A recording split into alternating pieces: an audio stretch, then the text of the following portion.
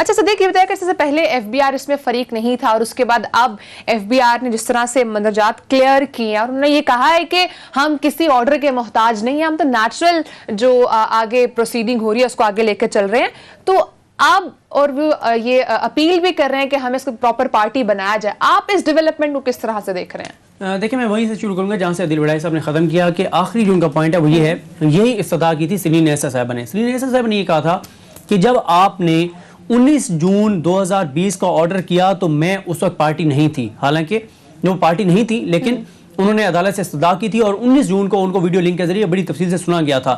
ان کو پارٹی نہیں بنایا گیا تھا لیکن سنا ضرور گیا تھا اور ان کی اپنی شرائط پہ ان کو سنا گیا تھا. لیکن یہاں پہ تو ایف بی آر کو سنا ہی نہیں گیا. ایک تو ایف بی آر کا پوائنٹ یہ بہت امپورٹنٹ ہے کہ جب آپ نے ہمیں سنا نہیں ہے تو آپ کیسے یہ حکم جاری کر سکتے ہیں کہ ایف بی آر کی رپورٹ کو نہ پڑھا جائے, ایف بی آر کی رپورٹ کے اوپر کارروائی نہ کی جائے, ایف بی آر کی رپورٹ کی بنیاد پہ یہ نہ کیا جائے وہ نہ کیا جائے. تو جب آپ نے ہمیں سنا ہی نہیں ہے تو جب سلینا عیسیٰ صاحبہ کی اسی بنیاد پر درخواست قبول ہو گئی, نظر ثانی الاؤ ہو گئی کہ کیونکہ میں پارٹی نہیں تھی اور مجھے پارٹی بنا کر نہیں سنا گیا, حالانکہ یہی وہ پوائنٹ تھا جس کے اوپر جسٹس منیب اختر صاحب اور جسٹس قاضی فائصہ صاحب جو کہ روسٹر پر موجود تھے ان کے درمیان تلخی بھی نظر آئی تھی, کیونکہ جسٹس منیب اختر صاحب اس چیز کو پوائنٹ آؤٹ کر رہے تھے کہ آپ اپنا وہ پڑھیں جو اس کا اسکرپٹ تھا, جو ان کا بیان تھا اس کا سلیم نیسا صاحبہ کے, جس میں یہ لکھا ہوا تھا کہ میں معزز ججز کی شکر گزار ہوں کہ آپ مجھے میری درخواست پر سن رہے ہیں. یعنی ان کو سنا گیا تھا, پارٹی تھی یا نہیں کم از کم سنا ضرور گیا تھا. یہاں پہ تو ایف بی آر کو سنا ہی نہیں گیا. دوسرا جو پوائنٹ ہے وہ بہت امپورٹنٹ ہے جو وڈائی صاحب نے شروع میں بتایا, ایف بی آر نے لکھا, ایف بی آر یہ کہہ رہا ہے کہ آپ نے معاملہ بھیجا تھا ہمیں ایف بی آر کو عدالت 19 جون کو آرڈر کے ذریعے. آپ یہ آرڈر نہ بھی کرتے, آپ نہ بھی لکھتے, آپ ریفرنس کو سمپل کویش بھی کر دیتے, تب بھی ہم نے پروسیڈنگ آگے بڑھانی تھی, ہم نے کارروائی کرنی تھی, کیونکہ ہمارے ڈومین میں ہمارے سامنے یہ انفارمیشن آ گئی تھی کہ 3 پراپرٹیز تھیں وہ ڈکلیئرڈ نہیں ہیں, ان کا سورس آف انکم نہیں پتا, اور ہم نے تو پوچھنا ہی پوچھنا تھا. تو اب ایف بی آر کی جو رپورٹ ہے جس میں اتنا کچھ تھا, جس پہ ہم کسی پروگرام میں وہ رپورٹ کے اہم مندرجات بھی سامنے لے آئیں گے, جس میں ایف بی آر نے واضح طور پر لکھا کہ قاضی فائصہ صاحب کی اہلیہ اپنے بیانات بدلتی رہیں, جھوٹ بولتی رہیں, جو یہ کہتی تھی کہ ان پیسوں سے میں نے پراپرٹیز خریدی, ان پیسوں کو جسٹیفائی نہیں کر سکی, جو انکم وہ بتاتی رہی وہ دکھا نہیں سکی, پھر وہ یہاں سے پیسے جو باہر بھجواتی رہیں یہ کہہ کر بھجواتی رہیں کہ یہ تو میں بچوں کی جو وہاں پڑھ رہے ہیں ان کی ایجوکیشن کے لیے بھیج رہی ہوں. اب انہوں نے کہہ دیا کہ وہ پراپرٹیز کے لیے تھی. تو اس جو رپورٹ ہے ہماری صاحبہ وہ ہم کسی اپنے پروگرام میں چلائیں گے, اس رپورٹ کے اندر اتنا کچھ ہے. تو کیسے آپ اتنی دیکھیں, عمر بندیال صاحب بار بار ایک بات کہتے تھے کہ ہم ریفرنس کویش کر دیں, ہم سب کچھ ختم کر دیں, لیکن فیکٹس تو کویش نہیں ہوں گے نا. فیکٹس کہاں جائیں گے؟ فیکٹس کیا ہیں؟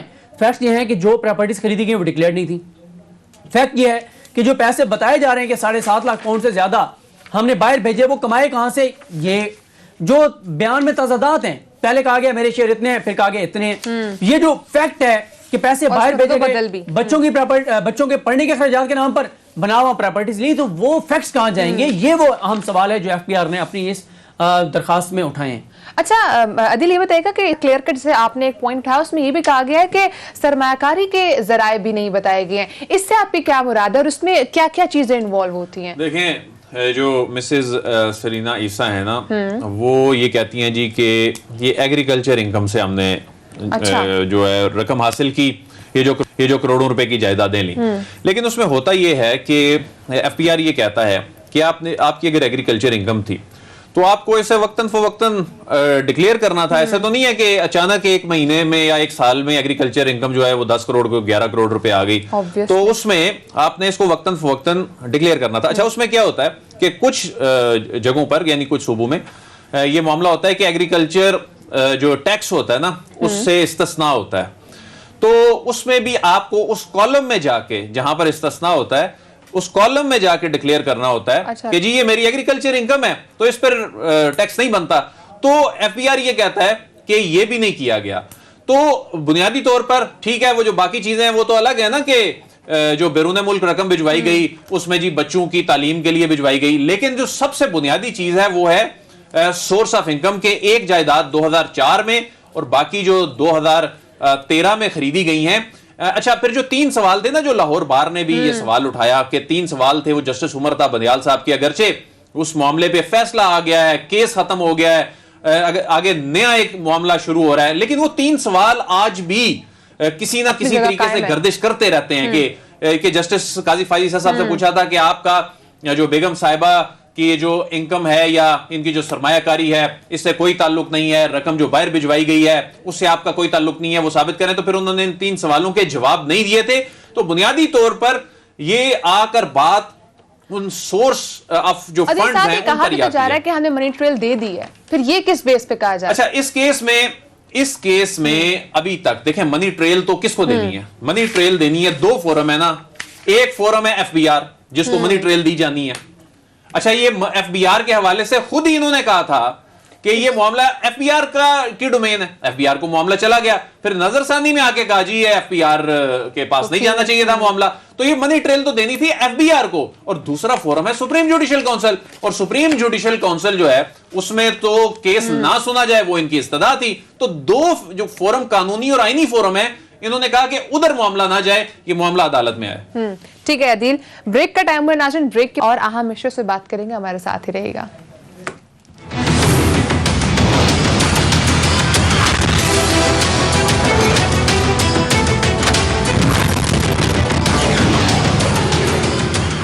ویلکم بیک ناظرین. شہباز شریف کی جانب سے ایک الزام لگایا جا رہا ہے کہ ایف آئی اے کی جانب سے ان کو ہراساں کیا جا رہا ہے.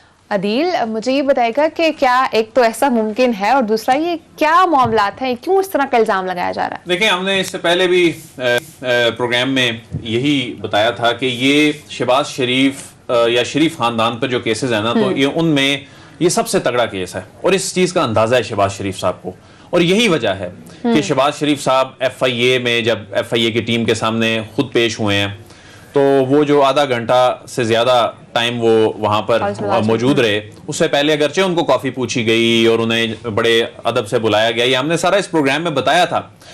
اور ان سے جو سوالات کیے گئے, جو انہوں نے سوالات کے جواب دیے ہی نہیں, اور انہوں نے کہا کہ جی یہ حمزہ کو پتا ہوگا, یہ سلمان کو پتا, یہ فیکٹریاں کیسے بنی, یہ جی بچوں کا معاملہ, یہ گھر کیسے آیا. انہوں نے کہا یہ بیگم صاحبہ اس معاملے میں بتا سکتی ہیں. تو انہوں نے اپنے پہ کوئی چیز لی ہی نہیں.